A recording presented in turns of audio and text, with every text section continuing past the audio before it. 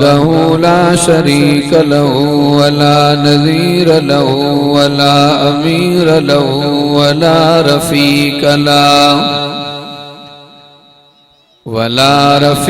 लहु वला मुशीर लहु वला मिस्ल लहु वला मिसाल लहु। वनशहदु अन्न सय्यदना वसनदना वहबीबना वतबीबना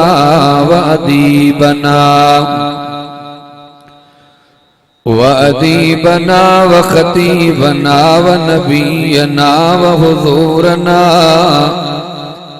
वहुज़ूरना वमासूमना वमहबूबना मुहम्मदा। अम्मा बाद फ़अऊज़ु बिल्लाहि मिनश शैतानिर रजीम।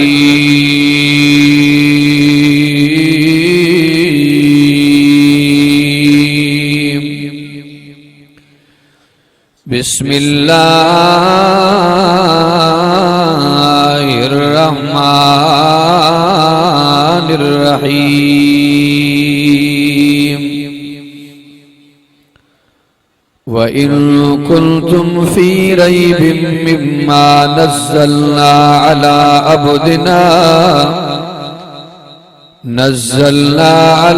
अब्दिना फ़अतू बिसूरतिम मिन मिस्लिहि वदऊ शुहदाअकुम मिन दूनिल्लाहि इन कुंतुम सादिक़ीन।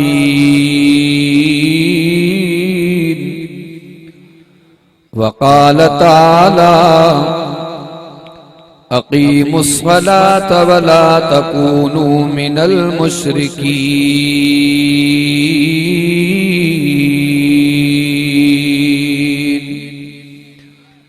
सदक़ल्लाहु मौलानल अज़ीम।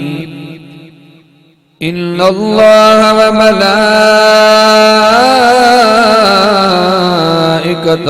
युसल्लूना अलन नबी या अय्युहल्लज़ीना आमनू सल्लू अलैहि व सल्लिमू तस्लीमा। अल्लाहुम्मा सल्लि अला सय्यिदना मुहम्मदिन नबिय्यिल उम्मी व आलिहि व बारिक व सल्लिम अदद कुल्लि मालूमिन लक दाइमन अबदन अबदा। अल्लाह मिठा तुझे कुदरत जा अजब अजीब नज़ारा। अल्लाह मिठा तुझे कुदरत जा अजब अजीब नज़ारा। किथे वण वण कार जा किथे पर पट पर कख ॾिठा कारा। किथे नफ़रत जा नुक़सान ॾिठम अल्लाह की मोहब्बत जा मारा। रब मिड़नी खे तुझा सहारा तू कादिर कुल कायनात जो। नबी जे दीन दामन में विढ़ल आया बे अघिजी विया। नबी जे दीन दामन में विढ़ल आया बे अघिजी विया। असां जहिड़ा किना को जा किरल आया बे अघिजी विया। मुहम्मद उहो गुलवा मुहम्मद उहो गुलवा सुकण जो नहीं नालो। मुहम्मद जी मोहब्बत में अल्लाह सुकल आया बे अघिजी विया। हजार हसूं ज़माने में पर मोहम्मद जो न मट भाया। घुमियो अरबी जी धरतीअ ते मिटी सुरमो करे पाया। सिराज उन घोट जो उम्मती आया। कंदो महशर अंगल अल्लाह सां। हिन भलारी जूए मां व्या के लाल लॾे न पोड़ पटे न जवानियते न सजे न जदे सिराज मौत पियो सदी आखिर राही राह जा खीर खालस न मिले त खीर जो फायदो कहिड़ो चङो हुजे त चङाई न करे इन मीर जो फायदो कहिड़ो इल्म हुजे अमल न हुजे इन पीर जो फायदो कहिड़ो मजाजी मोहब्बत में पाण चीरजे इन चीर जो फायदो कहिड़ो सिराज मुड़स हुजे त मथेरो हुजे न त बेज़मीर जो फायदो कहिड़ो मेरा सोहना नबी साना वाला की सोहने दी मैं कल करां है उचिया माना वाला ततड़े दी हूं तुरे जी जानी बादल छांव करे दे जहड़े रस्ते गुजरे जानी वण भी सलामी दे दे जा सोहने दा मैं ना ठरां है उचिया माना वाला बेमिसल बेमत सूरत मुस्तफाना बेमिसल बेमत सूरत मुस्तफाना मस हिदायत नंग सीरत मुस्तफा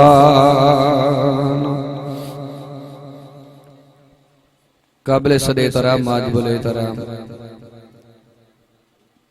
मुझा इंतहाई मोहतरम मुकर्रम अजीजो दोस्तों भाइरो ए बुजुर्ग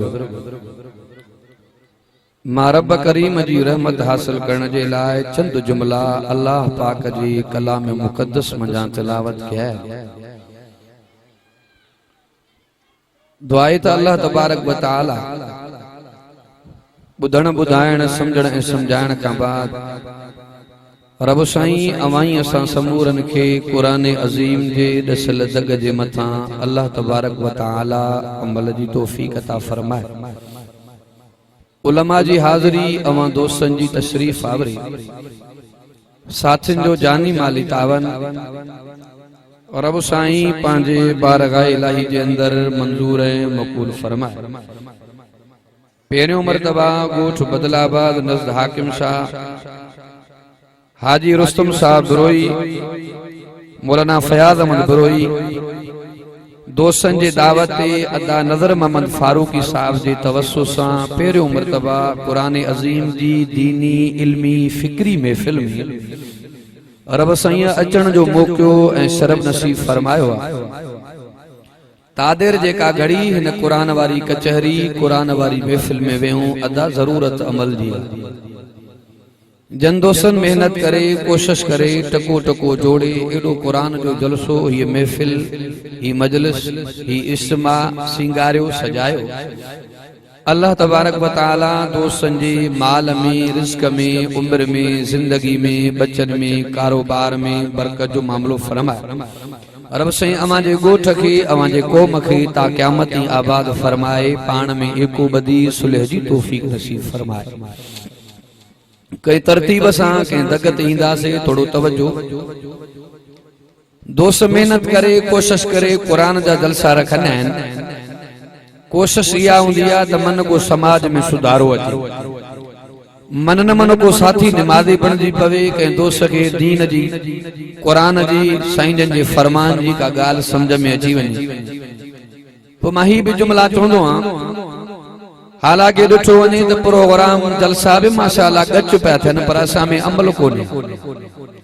हे कुरान ॿुधी जिन सुधरी आहे पर हकीकत खे ॾिठो वञे त असां जिन्ननि खे मारे आहिनि हाणे कुरान हले थो ठका वञो दौड़ियो जनाब रसूलुल्लाह सल्लल्लाहु अलैहि वसल्लम फज्र जी नमाज में हिन दिलबर कुरान जी तिलावत कई हदीस जे किताबन में वेंदो आहे त 9 जिन्हा जे इब्तिदा में मुंहिंजे रसूल जे कलमो पढ़ो सजन फरमायो काथों जा आयो जैसे साहिबन जा आहियूं के साहिबन किथे आ जैसे शाम मुल्क में हिकिड़ो जबल आहे हिकु पहाड़ आहे उते रहंदा आहियूं सजन फरमायो तव्हां मां मोहम्मद जो कलमो पढ़ियो आहे पोइ हिते मोटी वेंदा पिया पोइ हिते छा कंदो आका तो मोहम्मद करीम जे कलमे जी प्रचार कंदासीं माना कुरान बुधी जिन्न सुधरिया सुधारो तॾहिं ईंदो इनकलाब तॾहिं ईंदो तब्दीली तॾहिं ईंदी जॾहिं तव्हां असांखे अल्लाह जो कुरान सम्झ में ईंदो थोड़ो समझण जी कोशिश कयो तरतीब सां कंहिं दग ते ईंदासीं दुनिया जे जहान में सवा लख नबी आया हर एक नबी अल्लाह जी तौहीद बुधाई रब जो दग समझायो अल्लाह जो रब बुधायो खुदा जो ताल्लुक बुधायो अजीजो हर दौर जे अंदर ॿिन क़िस्मनि जा इंसान गुज़रिया हिकिड़ो फर्मा बरदारनि जो टोलो भी गुज़रियो हिकिड़ो नाफरमाननि जो जथो भी गुज़रियो जेके सियाणा सेबिता सुलझल ॾाहा सालिख उन्हनि वक्त जे नबीअनि खे सुञाणे वक्त जे नबीअनि जे नबूवत ते ईमान आंदो हिकड़नि अल्लाह जे नबीअनि खे सुञातो भी सही सुञाण जे बावजूद अल्लाह जे नबीअ जे नबूवत जो इनकार कयो अल्लाह तबारक व तआला पंहिंजे नबीअ जी नबूवत मंझराइण जे लाइ पंहिंजे नबीअनि खे ॾाढो बनाइण जे लाइ अल्लाह तबारक व तआला पंहिंजे नबीअनि खे मोजज़ा अता फरमाया मोजज़ा अता फरमाया तवज्जो बा जंहिं जंहिं नबी जे ज़माने में जंहिं जंहिं कम जो रिवाज हो उरूज हो रब सैया पंहिंजे नबीअनि खे मोजज़ा भी उन नोयत जा अता फरमाया मूसा कलीमुल्लाह जे ज़माने में जादू जो वॾो उरूज हो वॾा जादूगर माण्हू रहंदा हुआ रब सैया मूसा नबी खे मोजज़ो भी अता अहिड़ो अता फरमायो बुज़ुर्गनि को वाक़ियो ॿुधंदा आहियो और उधर फ़िरौन मैदान अमल में आयो वॾे रोब ताब सां लश्कर में मैदान में बीठो आहे एॾो अकेलो अल्लाह जो नबी मूसा कलीमुल्लाह खुदा जे तौहीद जो झंडो झंडियो बीठो आहे जादूगर रसियूं सटियूं नांग पिया बणजी वञनि मूसा नबी हथ खयां अल्लाह तुंहिंजे तौहीद मुंहिंजे इज्जत जो मसइलो आहे अल्लाह पाक फरमाए मुंहिंजा कलीमुल्लाह जी मुंहिंजा अल्लाह तुंहिंजे हथ में छाए अल्लाह सोटी आहे लठा बाठो आहे अल्लाह पाक फरमाए मुंहिंजा कलीमुल्लाह इनखे सटणो तुंहिंजो कम आहे इन मो अज़दहा नांग मां अल्लाह पियो बनाए मूसा कलीमुल्लाह लठ के लमु ॾिनो एॾो त अज़दहा नांग बणियो जो समूरनि नांगनि खे खाई तबाह करे मैदान में करू खणी बीहो एडो वडो नांगू बणियो कुरान जा जुमला मूसा नबी पाण पोते ढुरकियो त एडी भला है अल्लाह पाक फरमाए वला तखफ मूसा डुजो न खौफ न कर गणती न कर सटी ने त नांगू बनाए दीनो मां जेकरे पकड़ी ने त सागी लठ बनाए दीनो मां कमालो नबी जो आ मोजज़ो नबी जो आ अब ताकत कंदी आ अल्लाह जी आ हिकु कानून थींदो आ बी कुदरत थींदी आ तवज्जो बा हिकु कानून थींदो आ बी कुदरत थींदी आ जनाब आदम अल्लाह जो नबी आ रब सही बगैर अब्बे अम्मा जे बनायो कानून त इहो हो हिकु मर्द हुजे हिकु माई तॾहिं औलाद थींदी पर रब सही जनाब आदम के बगैर अब्बे अम्मा जे बनाए रब दुनिया के मैसेज ॾिनो माके कहे कानून जी काणे नाए मां अल्लाह हर शे दे कादर अचो अगते ईसा रूहुल्लाह जे जमाने में तिब ऐं हिकमत जो रिवाज हो वडा मानू हकीम रहंदा हा रब सही ईसा नबी के मोजज़ो भी एड़ो अता फरमायो कोड़ जी बीमारी आ नबी हथ तो फेरे शिफा थी मिले अब दुनिया जा केडा भी मुतबर डॉक्टर गरजी पवन हिकड़े मोल मानू को ॻाल्हाए सघंदा ना पर पुराने में पुरानी कबर आ रब जो नबी ईसा रूहुल्लाह कब्र जे मथों भी जुमला पे चवे जे कुरान में लिखल हन कुम बिइज़्निल्लाह मुर्दो नबी असा ॻाल्हाए पियो बरोई साहबो इहा त खुदा जी ताकत आ इहा त रब जी ताकत आ मुख्तसर कया इमामुल अंबिया अहसनुल अंबिया अकरमुल अंबिया अजमलुल अंबिया मोहम्मद मुस्तफा मुजतबा दिलरुबा सल्लल्लाहु अलैहि वसल्लम जे जमाने में 90% अरब जा मानू शायर हा शायरी जा मुकाबला थींदा हा मेला लगंदा हा पत्थरन जे पटिन फरहिन ते शायरी लिखी वो काबे जे दीवार ते टंगींदा हा चवंदा आहे को एड़ो सेबतो शायर जेको असांजे लफ्ज़न जो मुकाबलो करे सेबतो शायर उनखे चइबो आ वज़न सागो पहर सागो तुक तुक ते हुजे जो मिसरे जी वराणी थल सां मिले उनखे सेबतो शायर चइबो आ। अल्लाह तबारक व तआला इन शायरन जे शायरी खे खत्म करण जे लाइ इंसानियत जे नूरानियत ऐं हिदायत जे लाइ रब करीम पंहिंजे मोहम्मद ते कुरान नाज़िल फरमायो। ए कुरान नाज़िल फरमायो ए कुरान तुकबंदी पियो करे। तवज्जो बा एक दी अरबन में मेलो लगो रसूल जो सहाबी नबी पाक ॾे आयो आका माखे मोकल ॾियो त इन अरबन जे शायरन जो आऊं पियो मुकाबलो करियां हिन कुरान जे ज़रिए छा जे ज़रिए बा हिन कुरान जे ज़रिए ऐं कुरान तुकबंदी पियो करे। तवज्जो इन्ना आतैना कल कौसर फसल्लि लिरब्बिका वनहर इन शानिअका हुवल अबतर। अन्या अॻिते हलो फरमाया अलम नजअलिल अर्ज़ मिहादा वल जिबाल औतादा व खलक़नाकुम अज़वाजा वजअलना नौमकुम सुबाता वजअलना लैल लिबासा वजअलना नहार मआशा। अन्या अॻिते हलो फरमाया कुल अऊज़ु बिरब्बिन नास मलिकिन नास इलाहिन नास मिन शर्रिल वसवासिल खन्नास अल्लज़ी युवस्विसु फी सुदूरिन नास मिनल जिन्नति वन्नास। अब तुक तुक दे लफ्ज़ आए नास ते काफी आयो आ गई साईं जो साहबी साईं फरमातो के मोकला छा के इन्ना आतैना वारी सजी सूरत लिखी काबतुल्लाह जे दीवार ते टंगे रसूल दे मोटी आयो। बुलंद आवाज ॾाढा जो सुभान अल्लाह जेके सीए न वरतो आहे वो सुभान अल्लाह जो बुलंद आवाज इमामुल अंबिया मोहम्मद मुस्तफा अहमद मुस्तफा सल्लल्लाहु अलैहि वसल्लम जो साहबी नबी पाक दे मोटी आयो। तवज्जो तक जाए अल्लाह अकबर कबीरा जेके बारे मुल्कन जा जज बनजी आया एकड़ो जजो थी आयो त शायरी चे कया टे रुकनी कमेटी जजन जी वेठी आ शायरी जो मुकाबलो हलंदो पियो आ। तवज्जो तक जाए एकड़ो जजो थी आयो जेका काबतुल्लाह जे दीवार ते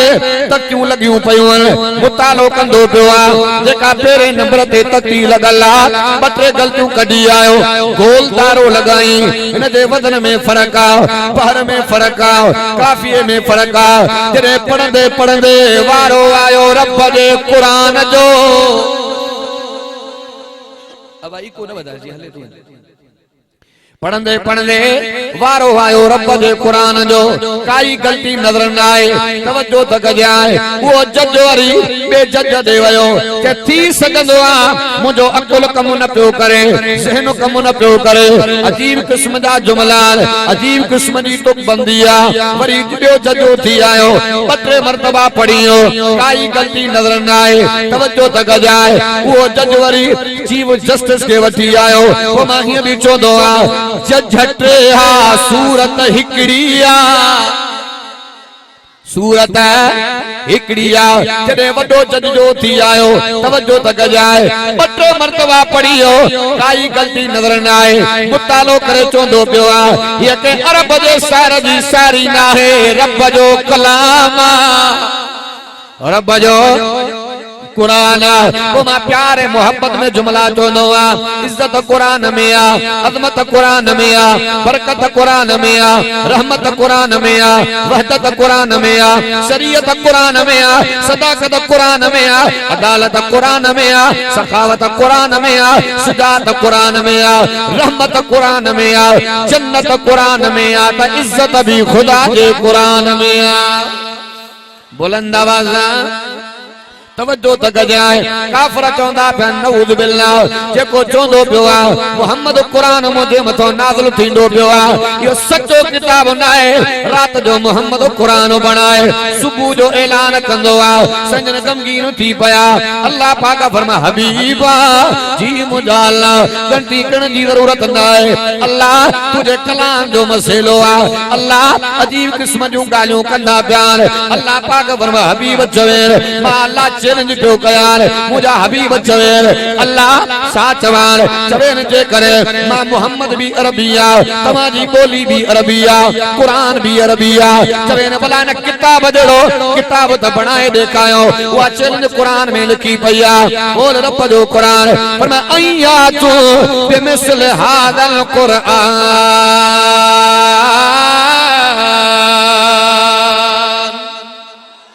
दाढ़ा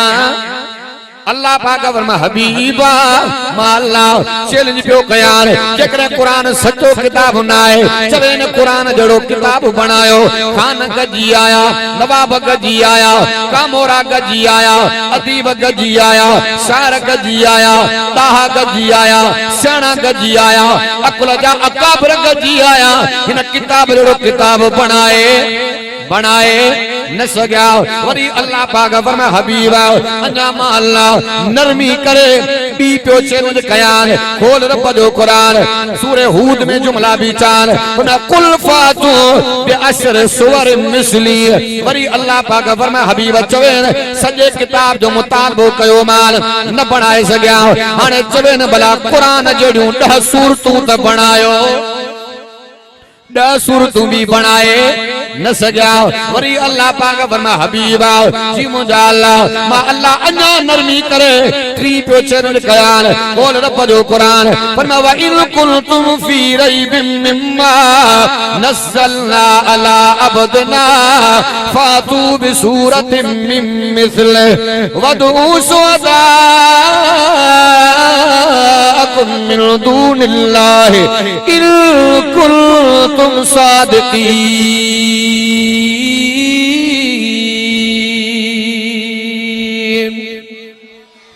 हबीब चवे भला हिकड़ी सूरत बना देखायो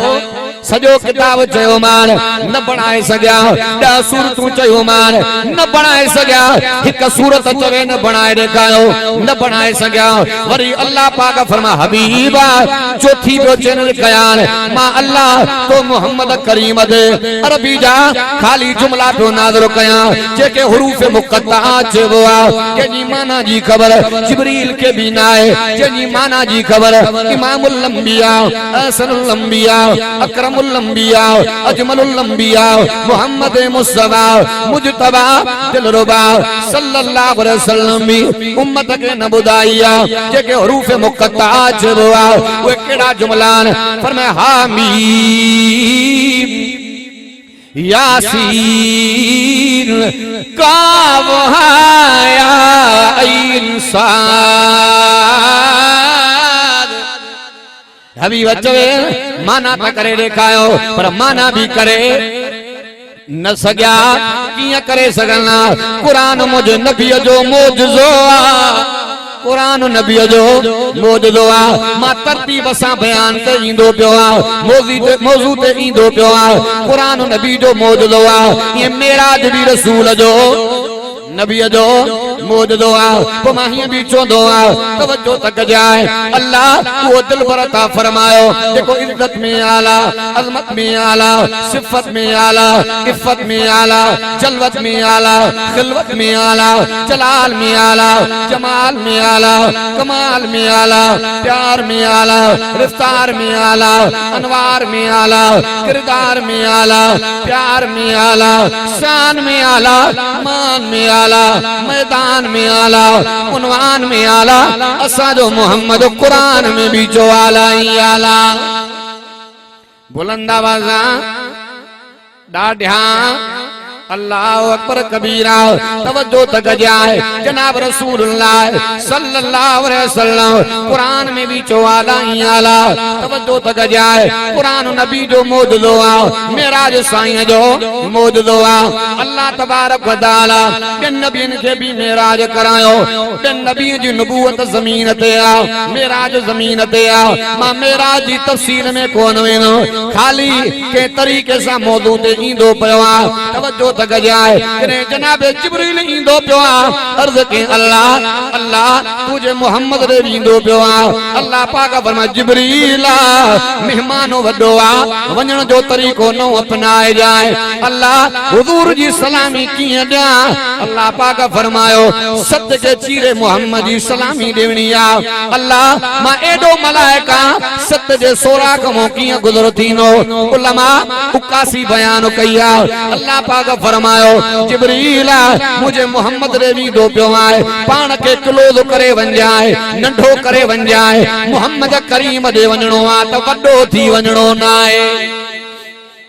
बुलंद आवाज़ा जने जनाब जिब्रील इंदो पियो संजन काथे हल इते रिवायत में इख्तिलाफ एक रिवायत में इंदो संजन बेतुल्ला मियारामी बी रिवायत में इंदो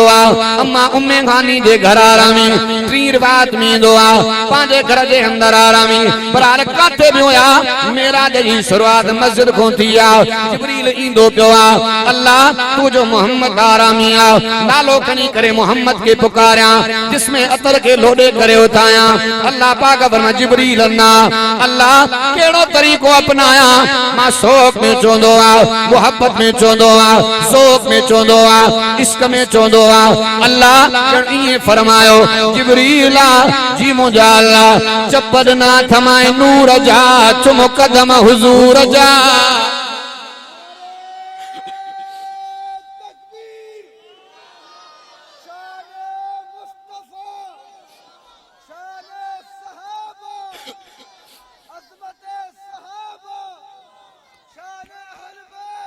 चुम चुम के तलियां चुम चुम के तलियां चुम चुम के तलियां साइनू जगाया चुम चुम के तलियां साइनू जगाया जिब्रील रब दा पैगाम लाया चुम चुम के तलियां जिब्रील अदब जे दायरे में संजन के उठायो जागायो उम्मत के मसलो मिलियो तो मां समझाइंदो रहंदो अब निंड में उठाइण जो इस्लामी तरीको केड़ो आ रोज वायद बुधो था एकड़ो मानो सुतो पियो जमाने जो मामला तन को नमाज जे ला उठाइणो आ इस्लामी तरीको यो आ उनके पेरन ते सन्ना सन्ना मोहब्बत वारा महटा दियो जे उठे त सामो वारे के दिसे त शिरको न भरे ऐं असा के उठाइना हुआ कंबर रिली लमंदी वेंदी किना तारा पते सुजुद सुकाते पोतो आए के ना आया मेरा जो किस्सो ना है कहानी ना है मेरा जो वडो फलसफो आ पर आल पाक नबी मोहम्मद तो फरमाए मां मोहम्मद करीम के जागा होयो मां मोहम्मद हिया जो ने आया 70,000 मलाकन जो टोलो अगियो आ पोयो आ सजे आ खबे आ मेहमान वडो आ त प्रोटोकॉल पहरो वडो आ डाढिया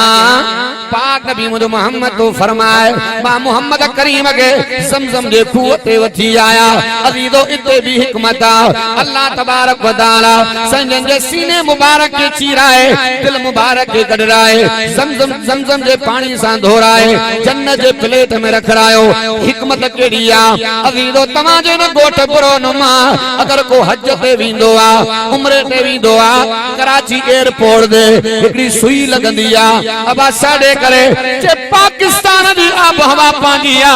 सऊदी जी आब हवा पांजिया सेहत के बरकरार रखने दे लाए एकड़ी सुई लगंदी आ उलमा हिकमत बयान कया अल्लाह तबारक व तआला संजन जे सीने मुबारक के चीराए दिल मुबारक के करराए जन्नत जे थाव में रखराए समसम जे पानी सा धोराए अल्लाह उए अनवारात भराया जेके उतों जे बर्दाश्त वारा बुलंद आवाज़ा जेके उतों जे बर्दाश्त वारा पराल तवज्जो तक जाए मेराज भी नबी जो मौजूदो आ संजन जी सीरत सूरत हुस्नो जमाल बेमिसल बेमिसाल बेनजीर कोई शक कोने अब एकड़ो चवे अबा तो सा मुझो प्यार आ बाकी जमीन जो पानी पाण वारा तो सामू जी मोहब्बत आ बाकी केलन जो पानी पाण वारा सच बुधायो न जोरे पी जे मोहब्बत जो हक अदा क्यों बुधो आवा हक अदा की ना कामयाबी तडे आ जडे तवा सा रसूलुल्लाह जे दसल तक जे मथा अमल करन वारा बणजी पो बाकी संजन जी सीरत भी आला सूरत भी आला सिफत भी आला इफ्फत भी आला जलवत में आला खिलवत में आला जलाल में आला जमाल में आला तवज्जो तक जाए अल्लाह संजन के हर से चूंडे अता फरमायो माता किया चौंदो अल्लाह संजन के चेहरो अता फरमायो जग जहान मो चूंडे अता फरमायो अखड़ियों अता फरमायो जग जहान मो चूंडे अता फरमायो हथड़ा अता फरमाया कदम अता फरमाया अल्लाह संजन जो वजूद अतर के चूंडो माता किया चौंदो दुनिया जा अब्बा गजी पल हबीब दे अब्बे जो मुकाबलो ना है दुनिया जो अंबड़ियों गजी पल संजन जे जीजल जो मुकाबलो ना है हुजूर के मक्को मिलो आ चूंड जी मिलो आ मदीनो मिलो आ चूंड जी मिलो आ एतरे कदर जो अल्लाह रसूलुल्लाह जी ताई जीजल हलीमा भी चूंडिया हलीमा बुलंद आवाज हलीमा अम्मा तो जे भागा तो सदके तू मदनीय जो पींघो लुडायो भी हूंदो हलीमा अमा तो जे भागा तो सदके तू मदनीय जो पींघो लुडायो भी हूंदो विधि चीच में चीच वेड़े सजे में विधि चीच में चीच वेड़े सजे में विधि चीच में चीच वेड़े सजे में तू महबूब रब खे घुमायो भी हूंदो तू विचार सिंगार पारा सुरमो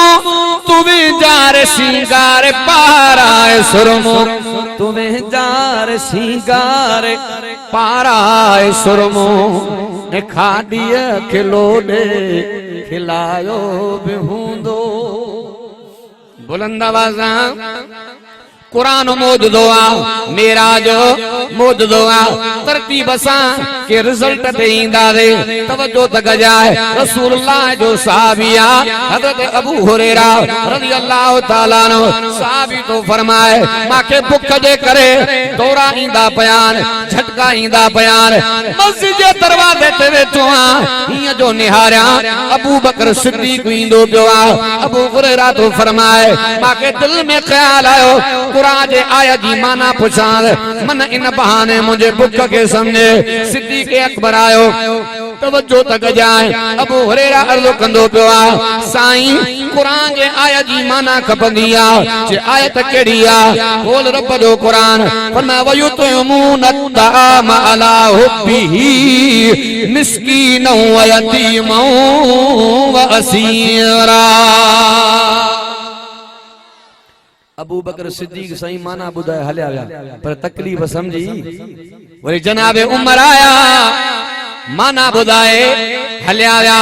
तकलीफ के कोन समझी सकिया हज़रत अबू हुरैरा तो फरमाए माही जो निहारिया मोहम्मद मुस्तफा इंदा बयान साईं त उम्मत जा हकीम हा संजन सामो आया अबू हुरैरा अर्ज़ कंदो पियो आका कुरान जे आयत जी माना खपंदी जनाब रसूलुल्लाह सल्लल्लाहु अलैहि वसल्लम मुर्गी पया पाक नबी मोहम्मद को फरमाए ए अबू हुरैरा घबराना माना भी मिलंदी तमानी भी मिलंदी बुलंद आवाज़ तवज्जो तक जाए संजन घर आया तवज्जो तक जाए संजन घर आया अम्मा आशा के फरमायो केरा अम्मा आशा तय्यबा ताहिरा आलिमा आबिदा जाहिदा साबिरा शाकिरा हबीबा हुमेरा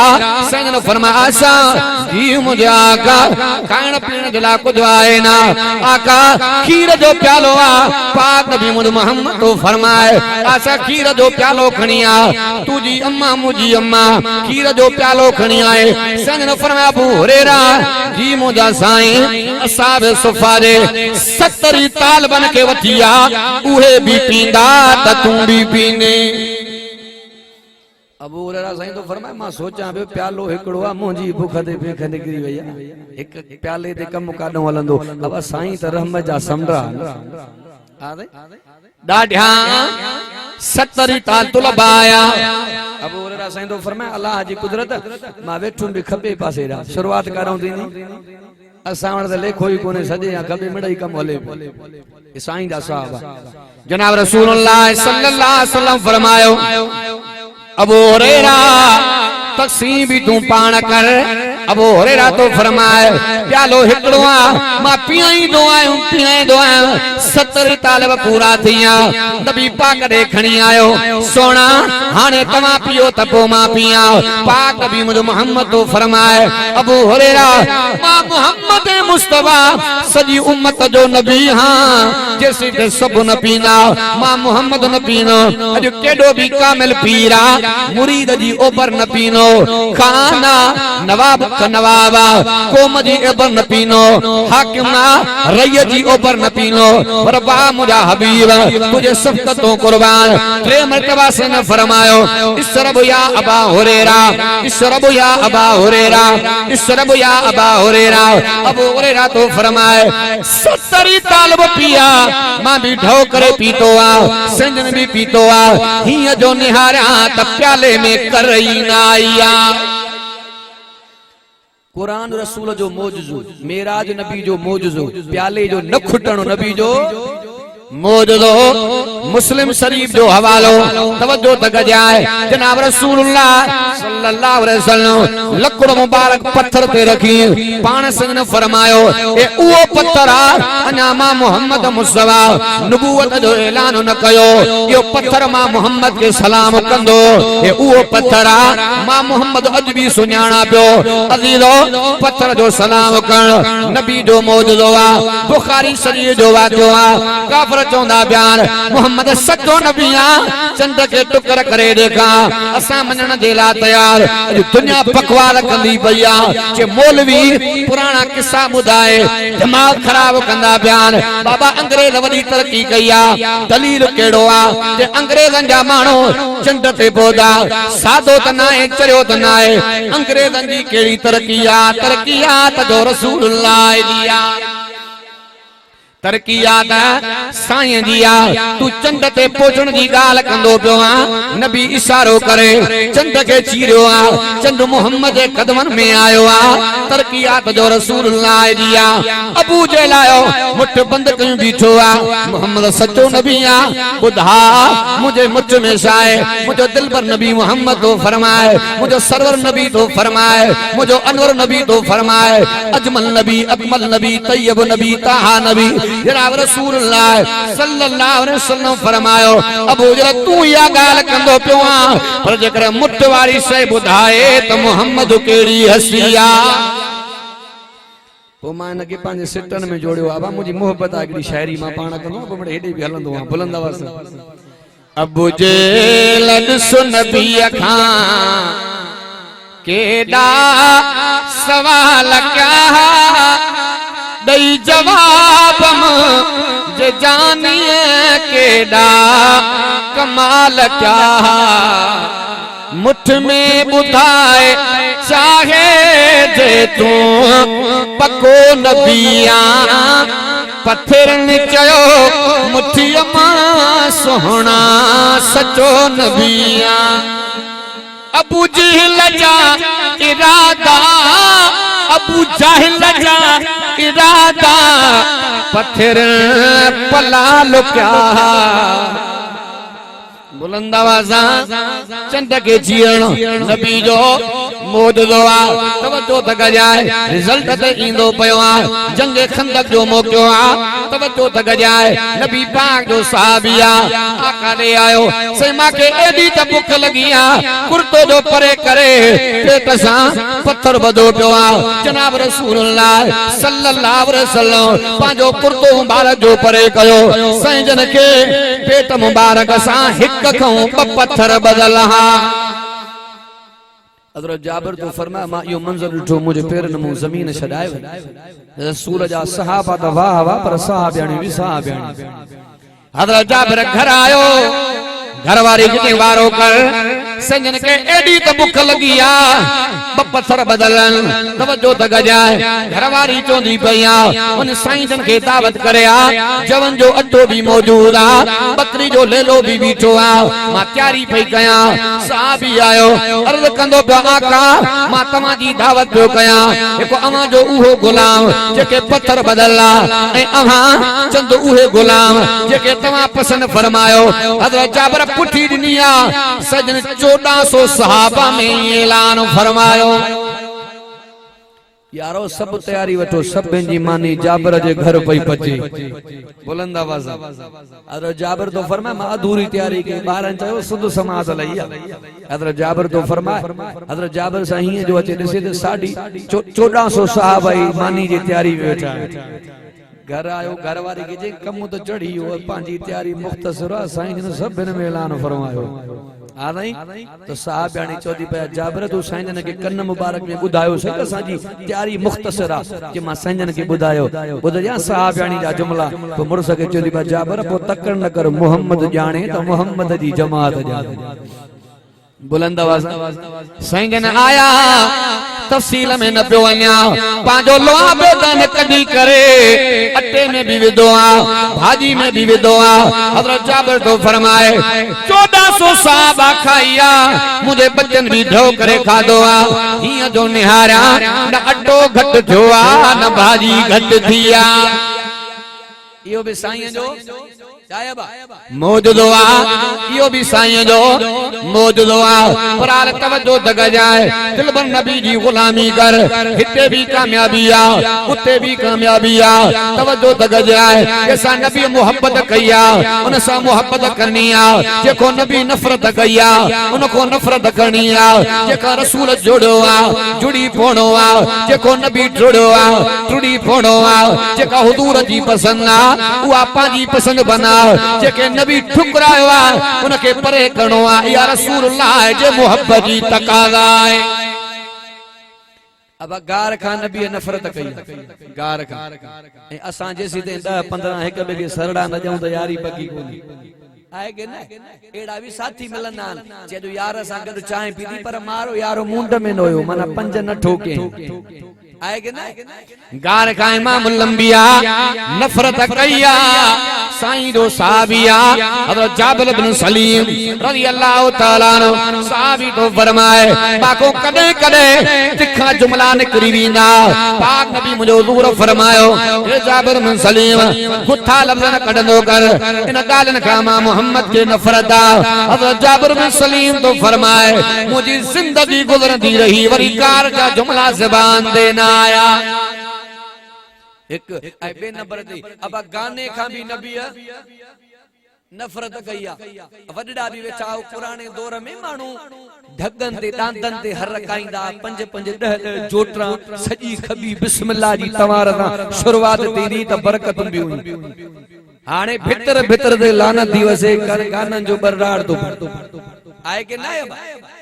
आ गई गाने का रसूल नफरत कई सने फरमायो टिन कमन में देर न कयो वजू को हटी करे अर्जो पियो क्या घणा बा सने फरमायो कर्ज वठो त जण में असा बा वठण विंदा न पा भी बदला दे अन्ना बा मुल्क हले तो बाबा पर जने जण जो ट्रे में दो न बा वो छोरो दरत इंदो चवेस अबो घर को ने पो पिणी वतो छो दे न जेको जानी वाणी कर्ज नथो दे एड़े मानो जो रसूल जनाज़ो न पढ़ियो एक बे नंबर ते मुझे साईं फरमायो न्याणी जवान थी वने त परणाण में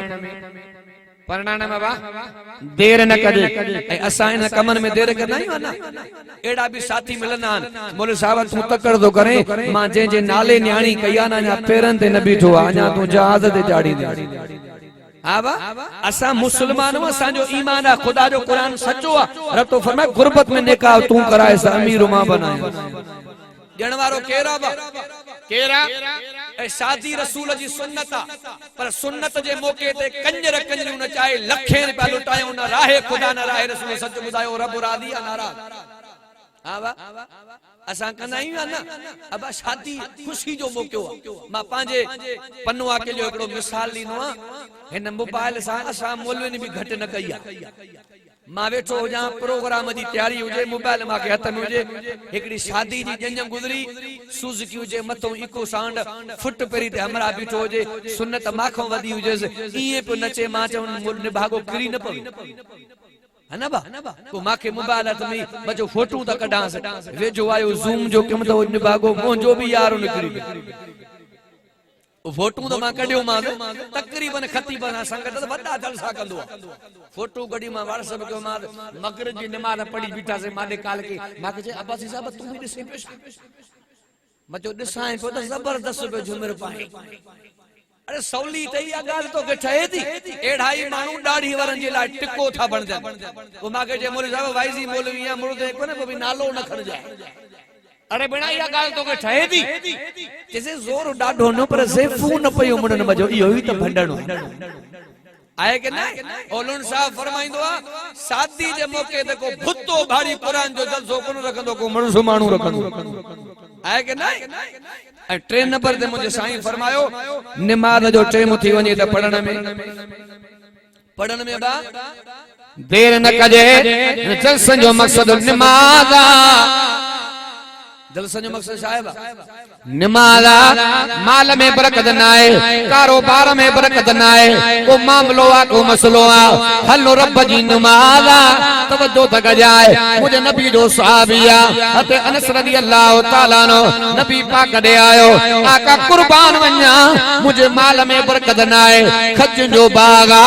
आका मजे जो फर्को न पियो करे सजन फरमायो बरकातो नफल नमाज पढ़ी दुआ गुर हते अनस तो फरमाए मां बरकातो नमाज नफल पढ़ी करे दुआ घुरी उन साल एडो त पाग मो माल लथो जो कई पाग मुझे पाग जो मुकाबलो न कयो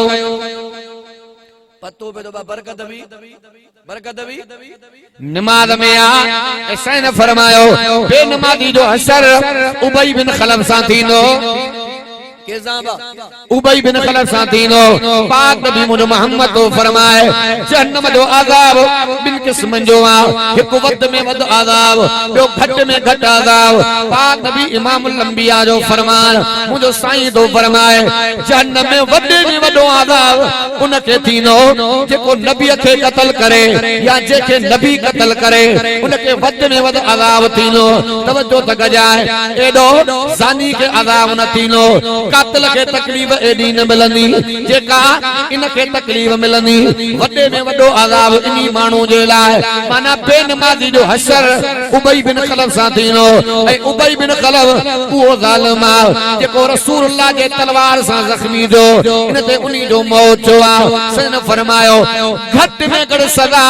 जहन्नम जी जुती पाराई वीनी अजीजो जलसन जो मकसद नमाज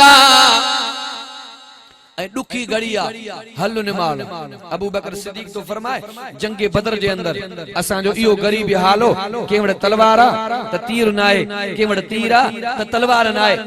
अबू बकर सिद्दीक तो फरमाए वडो हजार जो टोलो असा 313 वो सामान सूदा असा हाथे खाले अबू बकर सिद्दीक तो फरमाए रात पेजी वई मां कदे हेडे पे करवट मटाया कदे हेडे पे पासो मटाया अजीजो जरे मानू के तकलीफ पहुंचंदी आ दिल जो बार हल्को करण जे ला मानू पांजे मोहसिन ने वेंदो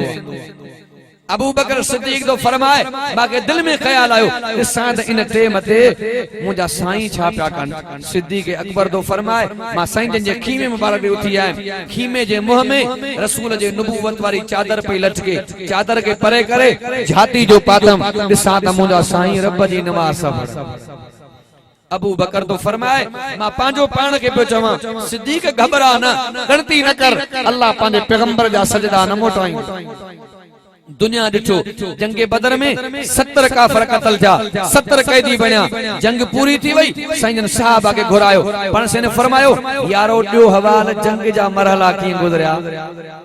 साईं जकड़ो साहबी वेजो आयो आका मूड़ न तीर हो न तलवार आई सुकल खजी जी छड़ी हथ में दिलबर ओलारे मस पियो दुश्मन अगे पियो मरे लगे इए पियो त मारण वाली का ताकत भी आ संजन जी अखिन में पानी वही आयो तने फरमायो ए मां मोहम्मद जा गुलामो रात मां मोहम्मद अध रात जो उठी नमाज पढ़ी रब के बाडायो अल्लाह पा अल्लाह ओडो सामान सूदा मां मोहम्मद जा हाथे खाली दी अल्लाह ओडो कसरता मां मोहम्मद जा थोरा जेकरे मां मोहम्मद जा गुलाम सहाबा मिटजिया तुझे नाले वठण वारो कोई न बचंदो अल्लाह पाक फरमाए हबीब गणती न कर नालो तुझे यारन जो थींदो फो जमाल जी वड़ंदी अब रब पाक मदद कई न कई पतो पे तो हल नमाज़ा हाँ भाई हलो नमाज़ रसूलुल्लाह वसीयत कया तवज्जो तक जाए जेकर मुर्स वसीयत करे ज़ाल अमल न करे चोंदा माई ना फरमाना अब्बो वसीयत करे बच्चा अमल न कर बच्चा ना फरमान जेकर मुर्शिदा मुरीद के वसीयत करे मुरीद अमल न करे मुरीद ना फरमान संग नबी देवी ने नमाज़ जी पारद कया एडा बीमार थी पिया पैर मुबारक जमीन पे कोन पिया लगन साहबा जो सारो वठी करे मस्जिद नबी में मिंबर ते आया सजन फरमायो ए अबू बकर उमर ए उस्मान अली सजन फरमायो अस्सलात माना नमाजी पारदा वडो आ नंदो आ मर्दा औरदा अरबिया अजमिया शिमाल जो जुनूब जो आ मशरिक जो मगरिब जो केड़ी भी बोली जो आ सजन फरमायो अस्सलात माना नमाज जी मां मोहम्मद मुस्तफा पारत जो कया अज मुबारक हलाइंदे हलाइंदे नमाज निकरी वे दुकान हलाइंदे कारोबार हलाइंदे दोस्तन दा मजाक बटा को हणने नमाज निकरी वे अजीजो नमाज जी रसूलुल्लाह वसीयत कया बेनमाजी बेईमाना कुरान तो चवी मता जो तो के मौलवी दे कावड़ क्यों ना तवज्जो जरे 16-17 महीना सैयन बैतुल मुकद्दस दे मुंह करे नमाज पढ़ना तेरे हुक्म आयो आका हाने बैतुल्लाह दे मुंह करे नमाज पढ़ो काफर चोंदा बयान ए मोहम्मद जा गुलाम जेके 16-17 महीना तवा नमाज पढ़ियो उहे त नमाजू तवाजू जाया थी होयो सहाबा नबी पाक दे आया सैयन के चोंदा बयान आका काफर चोंदा बयान जेके तवा नमाजू पढ़ियो उहे केड़े खाते में वेन्यू अल्लाह कुरान मोकलियो आ बे सिपारे जे मुंड में जुमला बीचार बोल रब जो कुरान फरमाए बिस्मिल्लाहिर रहमानिर रहीम वमा कान अल्लाहु लियुज़िया ईमानकुम बुलंद आवाज अल्लाह पाक फरमाए हबीब तवाजो ईमान जाया कोने कायमा पतो पे तो नमाज जो ॿियो नालो ईमान भी नमाज जो ॿियो नालो ईमान अज अज को इंशाअल्लाह जो नमाज जी पाबंदी कंदा से नमाज को सवा कुरान को सवा चाड़ो ही ना है पर तवज्जो तक जाए कार का नबी पाक नफरत कया असा के नफरत करनिया काने का रसूलुल्लाह नफरत कया असा के नफरत करनिया ए काबतुल्लाह ने मुंह करे थुक सटन के भी नबी ना पसंद फरमायो वा काबतुल्लाह ए असा मोटरसाइकिल ते गाड़ी ते ई बस ठोक सटियो विना दे खबर ना त मुंह काडे उस्ताद हुजूर दिन बरोई रहमतुल्लाह अलैह मंजिल का मदरसे जा शेखुल हदीस मा संजन काफिया पढ़ी मौलाना अब्दुल्ला चांडो रहमतुल्लाह अलैह ता बुधो सही वडन बेर वारा दे उस्ताद असा बुधना वडन डिठो उस्ताद हुजूर बरोई रहमतुल्लाह अलैह बुधाइंदा चांडो साहब बुधाए तो कच्चे में माई में वास्ते वो एकड़ो हमराव जे जो काबतुल्लाह दे मुंह करे पेशाब पियो करे चांडो साहब रो जलाली मानू जलसे वारे के जे जलसा पिया थींदा इन खे त रंध दिया वरी उने को बाग वतई चे तो में लज कोने काबतुल्लाह दे मुंह करे पेशाब पियो करे चे मौलवी चरियो तो ना कादे काबो कादे मा चांडो साहब रो कावड़ी मानो ठोके ने हालत घर चे मोला घर चे कादे तो वारी माई कादे मा अब जेड़ी करनी तेड़ी हालांकि कुरान में रब तो फरमाए त सवाल भी एड़ो न कयो जो जवाब में तमा के कावड़ न लगी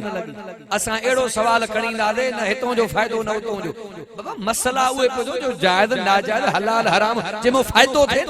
अजीब किस्म जा मानू सवाल कणींदा जे मिड़ई मुल्ला के गंढ देवणी आए के ना बराल मगरिब का वठी करे ईसा ते सुमण के नबी ना पसंद फरमायो आ ईसा को पो जल्दी सुमण के रसूल पसंद फरमायो आ असा जो कचहरियों मजाकू बटाकू शुरू सुमाणी को पोदिन्यो आए के ना अब पोजरे 12 एक तई मजाक कचहरी पो नमाज दे उतंदा दे कि गवांदी आए कि ना जेका रसूल जी पसंद हुआ पांजी पसंद संजन जरे मक्को छॾे मदीने वया त केड़े सहाबी जे घर तरसिया आवा हजरत अबू अयूब अंसारी ॾाढे त जो सुभान अल्लाह बुलंद आवाज़ हल त मदीने पाको हलऊं हे लहलण जी तैयारी कर हल त मदीने पाको हलऊं हे लहलण जी तैयारी कर हे लहलण जी तैयारी कर हे लहलण जी तैयारी कर पलक में पूछण वारी करवो हल त मदीने पाको हलऊं हे लहलण जी तैयारी कर मक्को छॾे मदीने वया त हजरत अबू अयूब अंसारी जे घर तरसिया साहबी तो फरमाए जेका मानी बदंदी आ मां सजी संज जे आडो रखंदो आ तवजो त गजाए हिकड़े ॾियारे भाजी जो बर्तन संज जे आडो रखियो आ जेका संज ने खाई बचाईंदा असां घर में उहा इस्तेमाल कंदाऊं बरकत भी पवंदी आ त मज़ो भी ईंदो सावी तो फरमाए हिकड़े ॾियारे मां संजन जे आडो बर्तन रखियो भाजी जो संजन परे करे चेहरो मुबारक फेराए वेठा अबू अयूब अंसारी उथी आयो आका पकल सही ना है को भाजी में ऐब को मामलो आ को मसलो आ तवज्जो बा सन फरमायो तुझे भाजी में कोई ऐब कोने अज तुझे भाजी में बसर घणो पयला बसर जी खुशबू बसर जी स्मेल मां मोहम्मद के पसंद नाए साहब उथो आका जेकरे तवा के पसंद नाए अज को पो मुझे घर में बसर ही न पचंदो जगा तवा जी पसंद वो आसा जी पसंद मता चौदा अब्बासी मौलवी चयो बसर हराम नाए समझता ना पर के एडी शयूं जेके तबीयत न पहुंदियो जेका साईं जी पसंद हुआ पांजी पसंद रसूल जी मोहब्बत जी तकादा है नमाज जी संग वसीयत कईया पाण से ने फरमायो एक बे सा चंगा हलो ओड़े पाड़े सा चंगायो कयो चंगाई वारे जी अल्लाह भी तारीफ कईया तवज्जो त गजाए बोल रब जो कुरान तवज्जो त गजाए अब सादो फरमाए वा आसिनो इन्नल्लाह युहिब्बुल मुहसिनीन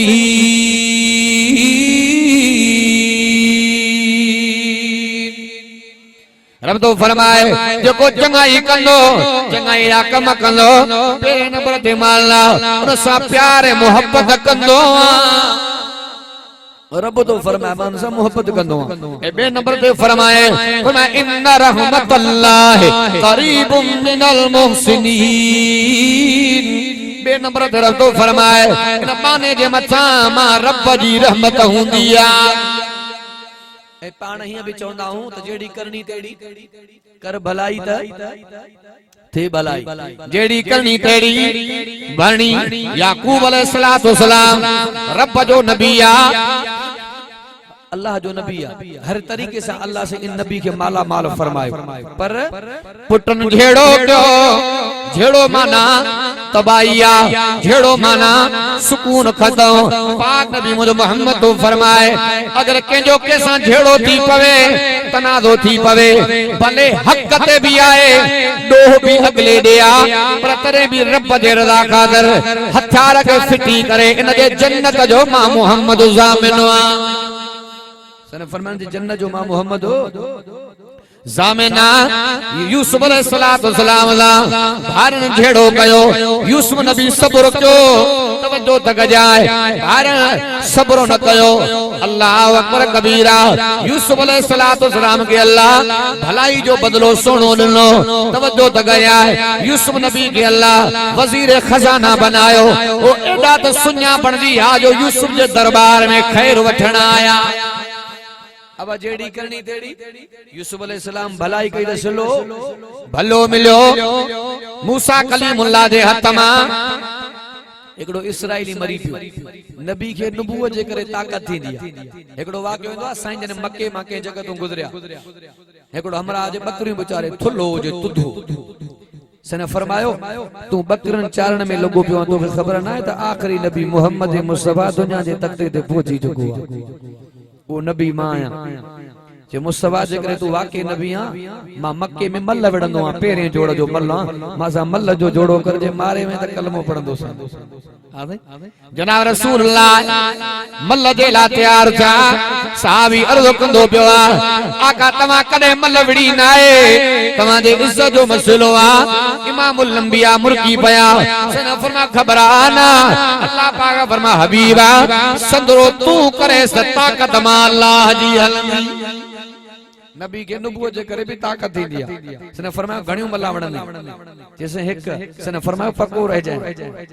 जे संजन सा मल्ल तो विड़े पेरी मल्ल संजन मारे या रसूल जे कदम न पियो उथी बीठो जे माके गाल समझ में न आई तवा कने विड़ी भी कोने मा पेरे जोड़ में विड़ंदा ना माके किए मारे वई बी विड़ त तुजे करते के समझा सने फरमायो वायदो एक जो चे बी थींदी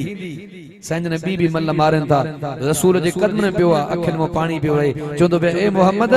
तू जी ताकत का दुनिया जी आम ताकत ना है ताकत नबूवत कलमो पढ़ा मा तुजो गुलाम नबी के नबूवत जे करे ताकत थींदी आ मूसा कलीमुल्लाह जे हथन मा इस्राइली मरी पयो तवजो तक जाए अल्लाह अकबर कबीरा अल्लाह पाक हुकुम फरमायो कलीमुल्लाह जी मुजा अल्लाह हाने वतन तो के सरनो आ तुझे कत्ल जा मंसूबा ठांदा प्यार तवजो तक जाए जनाबे मूसा कलीमुल्लाह तने वो सर छड़ियो आ मदियन जे शहर में आयो हेदे मुंडे निहार आखिरी जुमला मदियन जे शहर में आयो अल्लाह अकबर कबीरा पयाबाना बर्फटा एड़ी जगह ते आयो तवज्जो तक जाए धनार बिचार माल नजर आयो पानी जा बोका भरे खूह मा धनार पांजे माल के ब्या पियान मूसा कलीमुल्लाह के वो और तू नजर आयो धनार के चोंदो पियो आ तवा में हया ना है और तू भी चुवन तवा पांजे माल के पेरिया का पानी पियायो चवन लोगो मूसा के जे करे अथई संदन में साथ तू पाण पानी पिया मूसा अलैहि सलाम जो परे जो अल्लाह जो नबी हो एकड़े हथ सा बोका पानी जा भरे उन न्याणन जे उन औरतुन जे माल के पियाए उए औरतू न्याणियों हजरत शुएब अलैहि सलाम जी धीअरू मूसा अलैहि सलाम हथ क्या मुजा अल्लाह तुजो वायदो आ जेको बे सा चंगाई कंदो तू न सा चंगाई कंदो आ अल्लाह मा चंगाई कया माके बदलो दे खाण जे ला कुछ भी ना है तवज्जो बा जरे न्याणियों घर पहुंचू शुएब अलैहि सलाम पसंदो पियो आ जल्दी आयो मामलो केड़ो आ जे नेक इंसान एकड़ो मिलियो असा जे माल के पेरा पानी पियाई शुएब नबी समझियो त को अल्लाह जो खास प्यारो बानो न्याणी के चोंदो पियो आ वन इनके वठिया न्याणी जो आए चोंदी पईया इन अभी यदूका तो के असा जो अबो सदी दो पियो आ तवज्जो तक जाए जदे मूसा कलीमुल्लाह आयो शुएब अलैहि सलाम पसंदो पियो आ जदे तारव थी वयो अल्लाह के नबी फरमायो मूसा तू भी रब जो नबी आ मां भी रब जो नबी आ घर भी दींदो पियो आ न्याणी भी ने काम दींदो पियो आ अल्लाह पाक फरमा कलीमा जी मुजा अल्लाह तू घर पियो घरे घर भी दिनो माए मानी पियो घरे मानी भी दिनी माए त मानी पचाण वारी भी माए अब जेड़ी करनी तेड़ी आबा जेड़ी करनी तेड़ी जनाब उमर साईं जने दुनिया जो जहान शरण वारान लड़न वारान तवज्जो बा पांजे पुत्र अब्दुल्ला के फरमायो अंबड़ आशा का मोकल वठ जेकरे अंबड़ मुखे मोकल दे त जनाब रसूलुल्लाह सल्लल्लाहु अलैहि वसल्लम जी भरसा जगह अम्मा पांजे मदफून थियण जे ला जगह सदी आ न इते माके दफन कराए जाए न त जन्नतुल बकिया जे अंदर तवज्जो बा जने हजरत अब्दुल्ला साईं अम्मा आशा दे आयो अल्लाहु अकबर कबीरा अम्मा आशा के फरमायो बाबे साईं मोकलियो आ दुनिया जे जहान में वजण वारो आ अम्मा आशा चवन लगी कोई भी कायनात जो इंसान हो जिया या जगह न जासा पर अब्दुल्ला तुझे बाबे उमर जा मां आशा दे थोरा जदे अम्मा आशा दे तोहमत पई लगे अम्मा आशा जे दिफा में हद उमर से तलवार कई अम्मा आशा चवन लगी उमर जा मां आशा जे मता थोरा है एहसान है चंगाई जो बदलो चमो आ अम्मा आशा चंदी पया या मां उमर जे ला जगह मां दीदी पया अज उमर रसूल जे भाकुर में पियो आ त उमर के चंगाई जो बदलो मिले साईं जने तवज्जो बा जंगे बदर जे अंदर उए मानू आजाद करे बिया फिदियो अची एकड़ो एड़ो शख्स हो साईं जन जे आडो आयो जिसे मांड कुछ कोने सने फरमाया तुजो नालो छा है जिसे मुझे जुबैर नालो तुझे पी जो नालो चे मुतइम बिन अदी साईं ने फरमायो जुबैर तुझे पी जा मां मोहम्मद ते थोरा है जने ताइफ जे अंदर ज़ालिमन मां मोहम्मद ते जुल्म कयो तुझे पी मुतइम कलमो त न पढ़ियो है पर मां मोहम्मद जो दिफा कयो है जुबैर के फरमायो तू वञ आजाद आ तुझे पी जो मां मोहम्मद ते चंगाई वन जवानन जा थोरा रसूलन सी हलने जेड़ी करनी तेड़ी अबा भरनी अजो आज क्यों त इंशाअल्लाह नमाज जी पाबंदी कंदासे एक बे सां सुठा हलंदासे इन जलसन जो मकसद नमाज अथव असा ॾिठो आ असा भी घुम फिरूंदा जने जलसो मुकम्मल थींदो न बा नमाज जो भली टाइम हुजे पो मानू ट्रपड़ वेड़ींदा अबा कारे जे जलसो बुधो आ मौलाना कपड़ा सही कोन अबा तो वारी सुथण कुरान जे जलसे में पाक कोने त कदे पाई जलसन जो मकसद नमाज आ नमाजी बनजी पो पर आज के मा टूटा फूटा जुमला गालाया अल्लाह तबारक व तआला पांजे बारगाह इलाही जे अंदर मंजूर मकबूल फरमाए जिन दोस्तन मेहनत करे कोशिश करे एडो कुरान जो जलसो सिंगारियो आ सजायो आ अल्लाह तबारक व तआला दोस्तन जी माल में रिस्क में उम्र में जिंदगी में बचन में बरकत जो मामलो फरमाए हिन भलारी जोए मा व्या के लाल लदे न पोड़ पते न जवानी ते न सदे न जदे सिराज मौत पे सदे आखिर राही राह जा लोग कहते हैं खुदा नजर नहीं आता खुदा नजर आता है जहाँ कुछ नजर नहीं आता किसी के ऐब देख कर बेनकाब न कर खुदा बैठा है तू हिसाब न कर जिंदगी बाकी मुलाकात बाकी वमा अलैना इल्ला